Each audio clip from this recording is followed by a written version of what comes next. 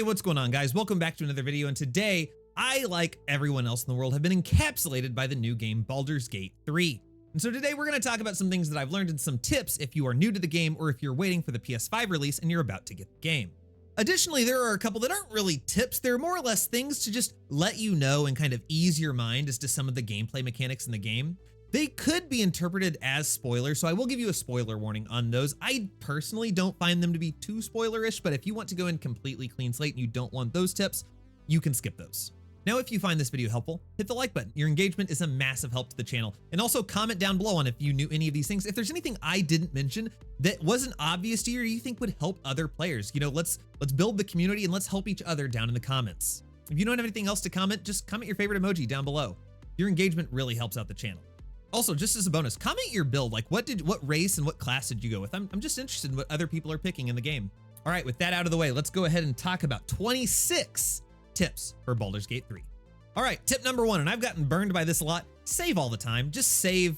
And if you're ever wondering if you should save, save. The autosave does not save nearly often enough in my opinion.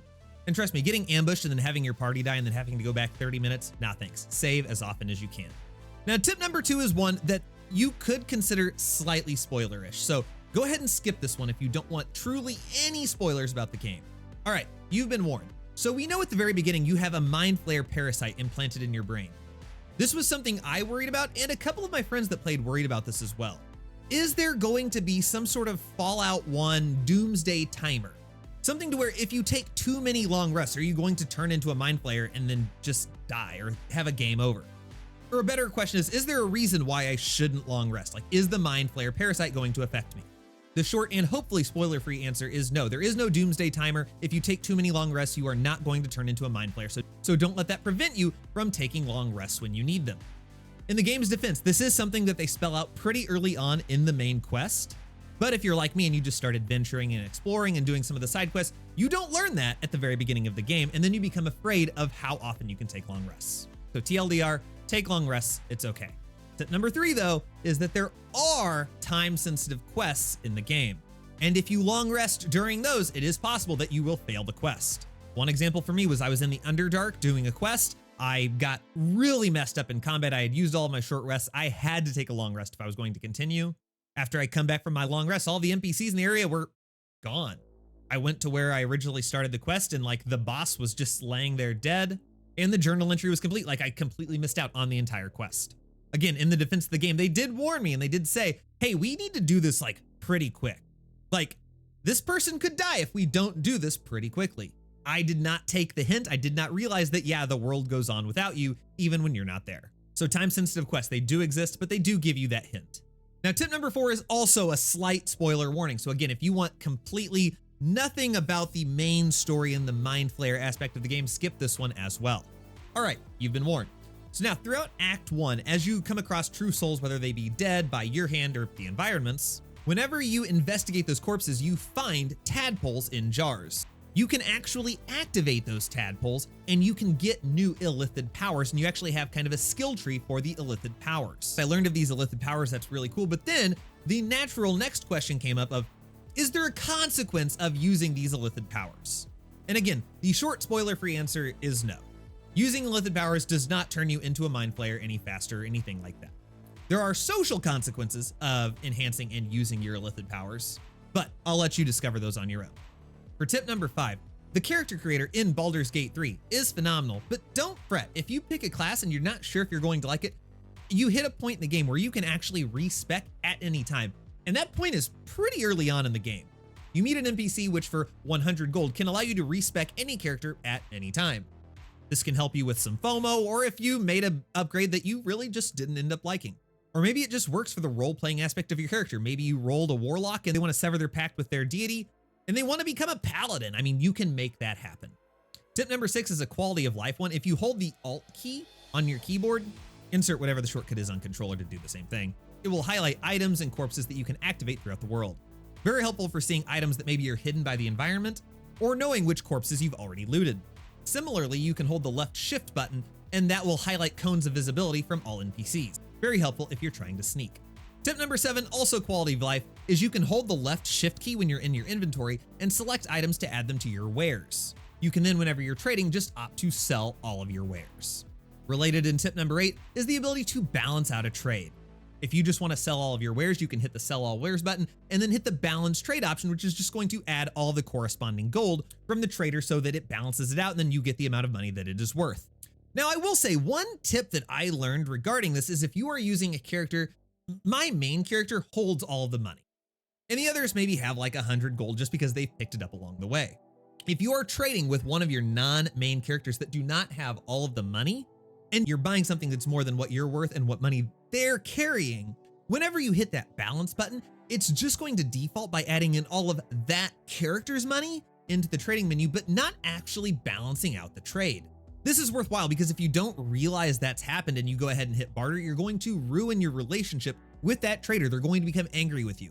This is easily solved by just hitting the balance button again, and then it brings in the rest of the money from your main character. Just don't make this silly mistake like I did. Tip number 9 may be an unpopular one among min-maxers in the community, but pick the characters to go with you that you like, not the optimal characters for like combat. Whether it's by using good strategy or by turning down the difficulty. To me personally, it's worthwhile to travel with companions that I actually like. If I had to keep Lizelle in my party at all times just because she's a fighter, I might not finish the game because I can't stand her. So for me, for most of Act 1, I took around Shadowheart, Will, and Gale, and I had a great time because I don't really care for either Asterion or Lizelle. And I was able to make it work. Tip number 10 though, while you're bringing the companions you like with you, use them for their appropriate actions. If you like Asterion and you're bringing him with you and there is an option to pick a lock, maybe have him do it. Again, this game isn't like Skyrim. It's very unlikely that your character is going to be the best character to do everything in the game. Additionally, there are going to be some interactions with characters that your companions are going to want to do themselves. Sometimes they will just take over, but just give them the chance. They have their own stories to tell and their lives to live too, you know? Now, tip number 11 is there is relationship maintenance in the game. This isn't Skyrim, where if you piss off one of your companions or if you take items and they don't agree with it, they just won't help you. You can actively make your companions so upset that they will either leave your service or they will outright attack you and initiate combat. Your companions have feelings, so make sure to listen to them. Or just play the Dark Urge. Who needs companions, really? Tip number 2 is pretty optional, but I have found personally that friends and guidance are 2 incredibly essential cantrips to have in the game. Friends gives you advantage whenever you're talking to someone that you aren't in combat with, and guidance gives you a 1d4 on any skill rolls. Tip number 13, use Speak with the Dead and Speak with Animals whenever you can. The ability to talk to animals lets you find out how big of dicks some of these animals really are, and they also let you talk to like the goodest boy ever, our boy Scratch. Speaking with the Dead can also give you a lot of insight to the world around you, to some of the quests, and if you accidentally kill someone that maybe you needed some key info from, it might be the only way that you're going to get that. Now, the good news is you very early on get an amulet that allows you to speak with the dead at any time until you take a long rest. And then Will, because he is a warlock, can pick an eldritch invocation to speak with animals whenever he wants. So really, there should be nothing gatekeeping you from doing either of these 2 things. It's also worth noting that if you cast this as a ritual spell, it does last until a long rest. So if you cast Speak with the Dead, you can recast it as many times as you want until you take a long rest, and then it's replenished, so you can just speak with the dead whenever you want. It is deactivated though if you die. Tip number 14, be wary of high-level areas when you are a low-level party. I'm looking at you, Underdark. In Act 1, you can go to the Underdark as early as like 2nd level, but don't. Just don't. Or do, I mean, it's D&D, it's your adventure, just prepare for it to suck. Now, tip number 15, if you're not used to playing something like Dungeons and Dragons, and you're used to RPGs just being hack and slash experiences, this may come as a shock to you, but in Baldur's Gate 3, it's not all about combat. If you see an area with just a bunch of enemies, don't initially just go and try to set up the optimal route and then do a surprise attack. Don't be afraid to engage with and talk to people. That group of goblins that you're trying to ambush could end up being your friends and you could ally them to attack another enemy. Oh, you see that really strong boss that you think if I don't surprise them, they might just kill my entire party? Maybe you can convince them to fight with you to defeat everyone else. It might not work, you might roll a critical fail, but in the words of Matt Mercer, you can certainly try. But in general, if you find you are having difficulties with combat, remember, don't be afraid to just talk. Sometimes you can just completely avoid combat in general, and you do still get experience points for avoiding combat by using your words. Tip number 16, again, completely optional, but when you're on the Mind Flayer ship at the very, very beginning, you know that super cool flaming sword that you see in the boss fight right before you finish the Mind Flayer ship? You can get it and you can keep it. And I'm gonna tell you, 10 out of 10 would recommend. Get that sword. Now for number 17, there are some video games and RPGs where if you have an item with which you're not proficient, like if your character isn't designed to use heavy armor if you try to equip it, the game won't let you do that. Baldur's Gate 3 is not that way, and it's not even necessarily always obvious if you're equipping something that you're not proficient with. There are negative effects if you are using something you are not proficient with, so read the fine print. Some of these just mean you don't get extra bonuses, but some of them, like if you equip Gale with some medium armor, he can't cast spells anymore. So like a Warlock Pact, make sure to read the fine print and don't find yourself in a sticky situation when you enter combat. Something else that's interesting about Baldur's Gate 3, which if you've played any other game that's not D&D, like Divinity Original Sin 2 or anything else, you have spell slots in Baldur's Gate 3. Whenever you cast a spell that utilizes a spell slot, that spell slot is gone until you take a rest of some form depending on your character. For example, a Warlock is going to have 2 spell slots, but they recover them at every short rest. A Wizard, on the other hand, can restore a couple of spell slots throughout the day, but really they don't restore them until a long rest. But if you have like a Cleric, they're kind of out of luck. Until a long rest, they don't restore any spell slots. It's kind of like that hoarding mentality that we are used to in RPGs. Use spells when you really need them. Don't go wasting Fireball on a 2nd level Goblin. Tip number 19, we learned this from episode 3, but use the high ground, it really does give you an advantage. It gives you a higher chance to hit enemies in combat with ranged weapons, and it allows you to hit people that are outside of your normal range. Just remember, if you try to hit someone outside of your normal range, you will suffer a small penalty because they're outside of the normal range. This I found very helpful in many scenarios. Usually if you play like me, like your main character is the hoarder of the group. They have all of the scrolls, they have all of the books, they have all of the weapons, and they just kind of give what they need to your other party members when they need them. And hence, when you're in combat, you might find yourself in the scenario where your character is not the one taking a turn, and someone else could utilize a potion that they're carrying, or could utilize a scroll. Well, I come bearing good news. You can switch back to that other character even when it's not their turn, and send items to other characters in your party without using an action. Number 21, while you're in combat, there are some spells that use what's called concentration, meaning that the caster has to, well, maintain their concentration for the spell's effect to continue. Examples of this could be Hold Person or Hunger of Hadar. Hadar, I don't actually know how you pronounce that. Someone will correct me, I'm sure. If an enemy is casting a spell that requires concentration, just have one of your companions hit them. They will have to make a saving throw. If they don't save, then the effects of that spell stop immediately. Just remember, your enemies can do the same thing to you. All right, I think we've made it to tip 22. I've lost count at this point, but if one of your companions goes down and they're making their death saving throws or have made their death saving throws, an easy way to bring them back up is to either heal them with a healing spell, or you can just throw a potion at them. If they're downed, it will bring them back up, or if they're still alive and you just need to give them a little heal, you can toss a healing potion at them. Just remember, throwing a healing potion at them isn't guaranteed to hit. You could have bad aim and just miss. Tip 23. You can cheese at many times throughout the game, and by cheese, I mean just literally shove entire bosses off the side of the map and win. But you are definitely gonna have to get lucky with this, because that shit is... That's gonna be hard to do. Automatically quick save. Okay, hold on. Are you ready for this? Here we go. Yeet! That was very creative, I gotta admit. It's incredibly fun, but just remember there is a cost of cheesing bosses, and that is you don't get to pick up whatever it is they were carrying. A lot of times, as you would expect, bosses are carrying some very high level, very valuable loot, and by cheesing them off of the side of the map, you don't get to pick those things up anymore. But you know, if you went down to the Underdark as a 2nd level party, you may not have a lot of other choices if you want to survive. Tip 24, you can turn on turn-based mode at any time throughout the game. This can be helpful for a variety of situations, like one if you're trying to catch a small object like an animal that's running that you want to talk to, throw on turn-based mode, and then you can interact with it. It will stop them from moving. There are some traps or environmental items that you are going to want to turn turn-based mode on so you can move around them without them blowing you up.